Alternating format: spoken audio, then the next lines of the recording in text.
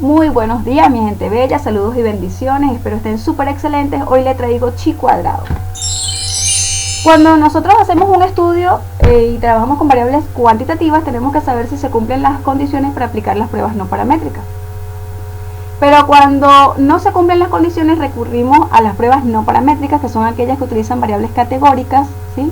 En escala nominal ordinal, hacen comparaciones entre muestras sin violar los requisitos de las pruebas paramétricas.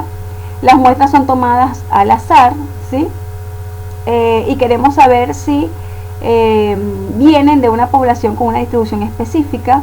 En este tipo de estudio lo que hacemos es comparar las frecuencias observadas con las esperadas, apoyándonos en algún principio, y no es necesario que los datos sigan un comportamiento, una distribución normal. Recordemos que los datos nominales son aquellos en los cuales no podemos establecer un orden, mientras que los datos ordinales sí existen un orden natural. Datos nominales como por ejemplo el sexo, ¿sí? Femenino o masculino, no podemos establecer un orden, pero por ejemplo, si tenemos rendimiento y lo hemos clasificado en rendimiento medio, bajo, alto, ahí sí tenemos un orden. Las categorías, como saben, son excluyentes e inclusivas, quiere decir que tú solo puedes estar en una sola de esas categorías, o eres femenino o eres masculino. Cuando hacemos un análisis tenemos que estar muy pendientes del tipo, del nivel, del diseño, del objetivo, de la escala de medición de las variables y del comportamiento de esos datos para saber qué tipo de prueba vamos a utilizar. Si tenemos un objetivo, nuestro objetivo es comparativo, nivel relacional, pues aquí tenemos este cuadrito que nos presentó biostadístico.com, lo tomé de allí, y nos aparecen las pruebas que podemos utilizar dependiendo del grupo que tengamos, del tipo de variable que estemos utilizando, del tipo de muestra que tengamos, la escala de medición de las variables.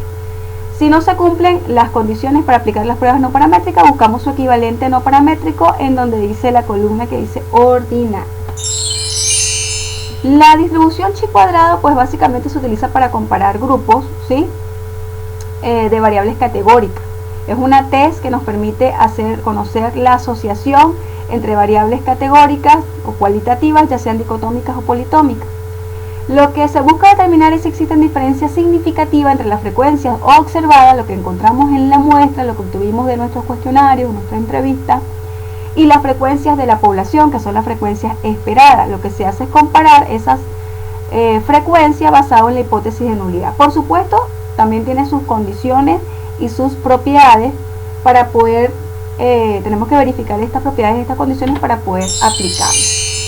¿Cuáles son sus aplicaciones? Bueno, si tenemos una variable o una prueba, utilizamos la prueba de bondad de ajuste, prueba de homogeneidad o prueba F, y si tenemos dos variables o dos muestras, utilizamos la chi cuadrado por hipótesis de independencia. Aquí observamos como una descripción en qué consiste cada prueba. Les traigo dos ejemplos, un ejemplo de la prueba de la bondad de ajuste y un ejemplo de chi cuadrado por hipótesis de independencia. Por supuesto, estos procedimientos son manuales, ¿sí? El paso a paso de forma manual. En este ejercicio que tenemos aquí nos dice, ¿sí? Que es la prueba de la bondad de ajuste, nos dice que se seleccionó una muestra de 300 estudiantes. Se les dijo que los lápices estaban constituidos por diferentes tipos de madera, pero que el color no tenía nada que ver con el color, que el color era solo para identificación. Al final se les dijo que se les iba a regalar un lotecito de esos lápices y que escogieran cuál era su color. Queremos saber si existe predilección por algún color. Entonces lo que tenemos aquí son las frecuencias observadas, ¿sí? Es lo que obtuvimos en la encuesta, lo que nosotros pudimos observar. 80 escogieron rojo, 120 amarillo y 100 verde.